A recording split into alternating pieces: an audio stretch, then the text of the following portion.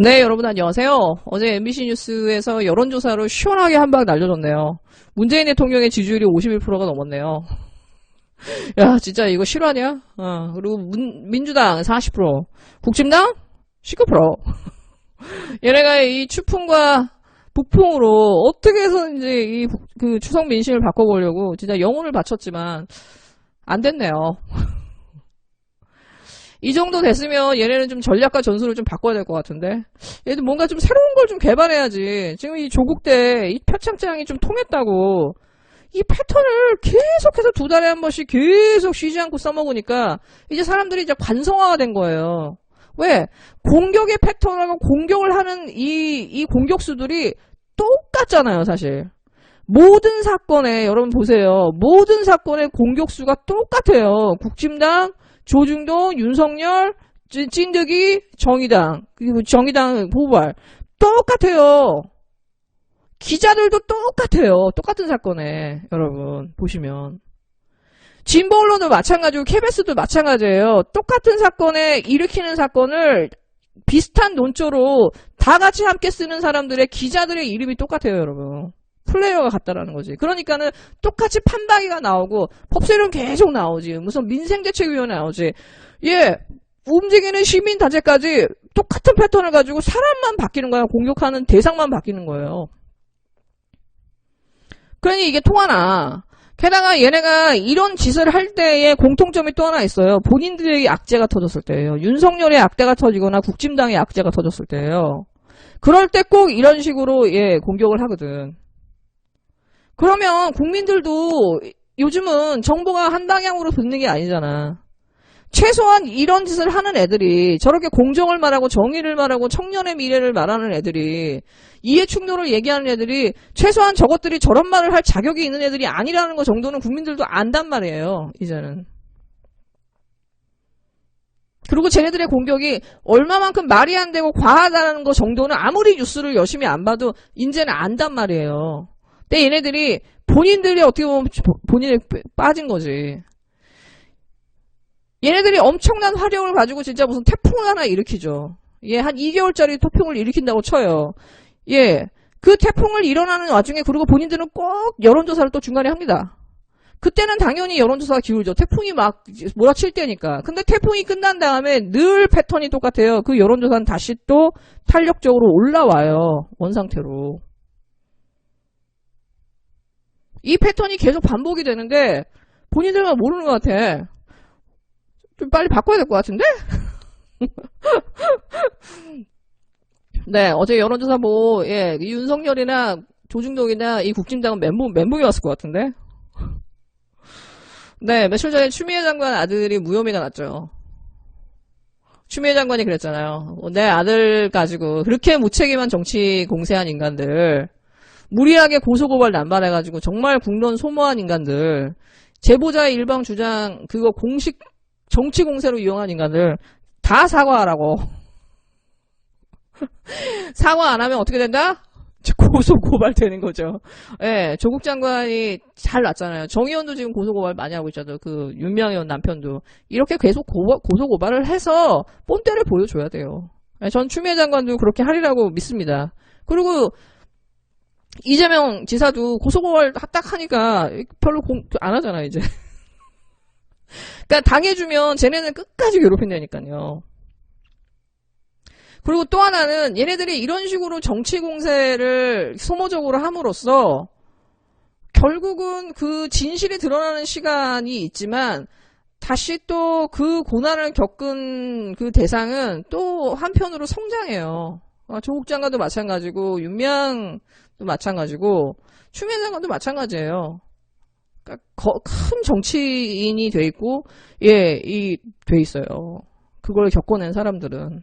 예, 그러니까 추미애 장관을 보면 볼수록 정말 보석 같잖아요. 그리고 그 시련을 통해서 조국 장관도 자기의 운명을 느꼈지만 그 운명과 더불어 역사적 사명을 느낄 수밖에 없는 거예요. 내가 여기서 무너지면 안 되는구나. 그게 또 살게 해주는 거고 또 사람들이 또 국민들이 모여가지고 또 지지해주고. 그러니까 추미애 장관의 그 어저께 페이스북 글은 굉장히 많은 그 감동을 줘요. 그동안 매진해왔던 검찰개혁이 더 이상 구호가 아닌 실천입니다. 법과 제도, 사람의 개혁으로 국민의 검찰로 바로 세워가겠습니다. 검찰개혁과 공수처 설치를 조속히 완수해 촛불 시민의 염원을 이뤄내고 마지막까지 문재인 정부의 성공에 기여하겠습니다. 대단히 감사합니다. 네, 진짜 사람들이 이 글을 딱 보면서 추미애를 공격했다는 사람들이 저 여자 뭐야? 저 여자 무섭다. 예, 진짜 추미애 장관 대단하죠. 진짜 그 이미지가 마가렛 대처랑 되게 비슷한데 추미애 장관 같은 사람이 대통령 하면 정말 끝내주게 잘할 것 같아요.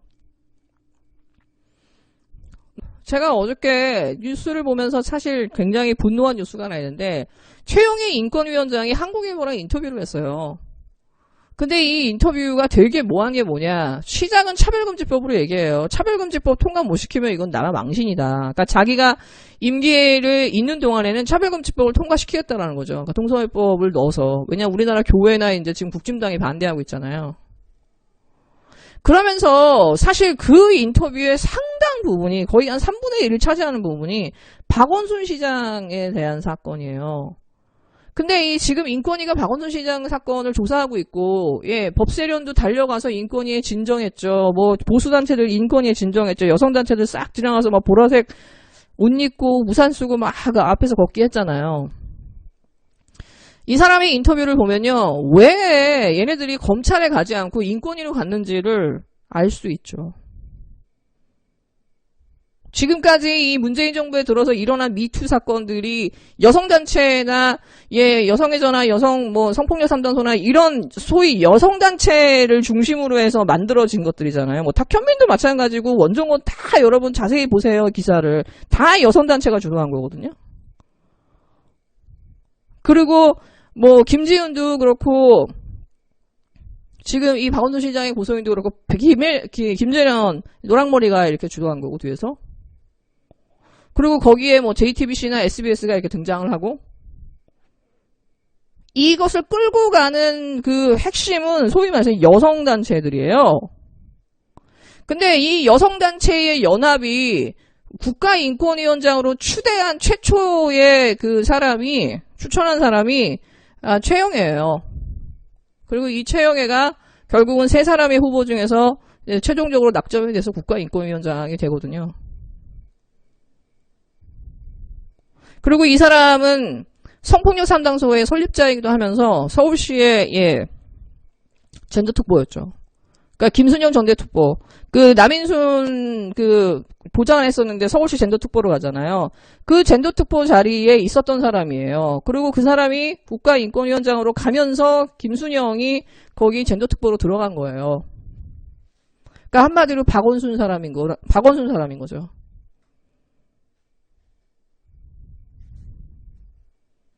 그러니까 많은 걸 생각하게 해요. 이 인터뷰를 보면. 이 최영희 인권위원장은 박원순 시장을 거의 범죄자로 놔요. 이 가해자로. 그래서 박원순을 딛고 가겠다. 안희정, 오건저도 다 같이 조사하겠다. 시장조차도 벗어나지 못한 성폭력 용인 문화, 권한은 막강한데 감시가 없는 지자체장의 지위, 이건 문제다. 성범죄를 문제로 보지 않고 감싸는 문화, 이거 서울시 지적하는 거죠. 특히 연대와 단위성을 강조하는 조직이라면 인권위 조사로 밝힐 수 있는 한계가 있는 것 같다. 이거는 지금까지 이 고소인과 이 노랑머리가 계속 주장해 왔었던 얘기를 이 사람이 앵무새처럼 반복을 하거든요. 근데 아직 조사 결과가 나오지 않고 수사 결과가 나오지 않았는데 인권위원장이 지금 이 시점에 한국일보랑 이렇게 대서특필한 그 인터뷰가 나오게 한 의도는 뭘까라는 생각이 드는 거예요. 지금 대한민국에서 미투가 일어나면서 계속 일어나는 지금 이 사람들의 보편적인 게 뭐냐면 여성단체가 얘기하고 페미가 얘기하는 게 대한민국에서 법이에요. 그러니까 얘네들이 하는 건 그냥 초법적인 거예요. 자기들이 하는 건 옳은 거야. 그리고 자기들의 얘기를 지적하면 증거대라고 하면 2차 가해인 거예요.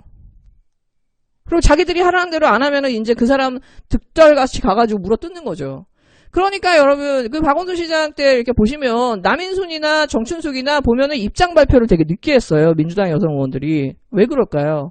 가만히 이렇게 보면은 박원순 시장과 인연이 있지만 이렇게 머뭇거리고 있는데 이 여성단체로부터 엄청난 압박을 받은 거죠. 그 압박을 견디지 못하니까 이 사람들 나와서 자기 입장 표명을 한 거죠. 인터뷰도 하고. 왜? 자기들을 국회의원 만들어주고 그 자리에 꽂아주고 인권위원장에 꽂아준 사람들이 여성단체다 보니까 그들이 원하는 대로 움직여야 되고 그들의 원하는 말을 해줘야 되는 거야. 왜? 자기가 그들의 대표성을 갖고 있기 때문에. 그러니까 국가인권위원장이 인권하고 상관없는 여성 페미를 거기다가 딱 집어넣는 거예요. 그러니까 이 인터뷰를 보면서 절망하는 게 뭐냐면 도대체 저런 인간을 왜 꽂았지? 아무리 이 민주당이 10년간 집권을 안 했다 하지만 정말 저렇게 인재가 없었나.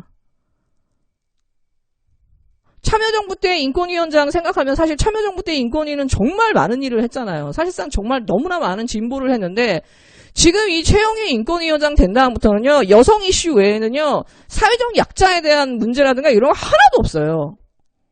뭐 노동자의 문제, 뭐 최측근 선수의 뭐 그런 자살이라든가 이런 그 뒤에서 인권위에 그렇게 조종했지만 그렇게 문을 두드렸지만 인권위 듣지 않았어. 인권위가 듣는 건 여자 문제야, 여성 문제.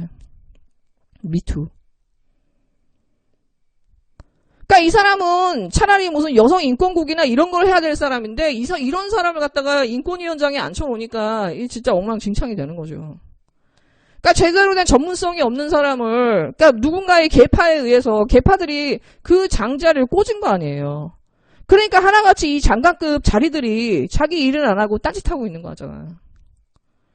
그러니까 진짜 우리가 다음에 정권을 잡을 때는 정말 이 장관급 이상의 사람들, 뭐 실무진도 마찬가지지만 정말 제대로 된 인재를, 제대로 일할 수 있는 인재들을 뽑아야 된다. 이 계파에 의해서 뽑혀진 사람이 아니라. 그러니까 진짜 민주당의 여성계 의원들도 사실 제가 볼 때는 너무 심각해요. 그리고 혹자는 그런 얘기 하잖아요. 민주당은 꼴패미 때문에 망할 거라고. 진짜 저는 심각하다고 봐요. 이 계파에 의한 이 정치, 이 흑막 정치. 제가 계속해서 지적하지만은 진짜 이 민주당의 이 여성계 저런 인간들을 저 서울시에 꽂아놓고 얘 인권국장에 꽂아놓고 인권위에 꽂아놓고 그리고 그런 인간들이 이제 김재란 같은 인간을 만나가지고 정말 이런 식의 내부 총질을 하는 거야. 왜? 전문성이 없으니까 그 내부에 자기의 경쟁자를 죽이면서 정치 권력을 획득하는 것 자체 외에는 얘네들이 할 게 없는 거예요. 콘텐츠가.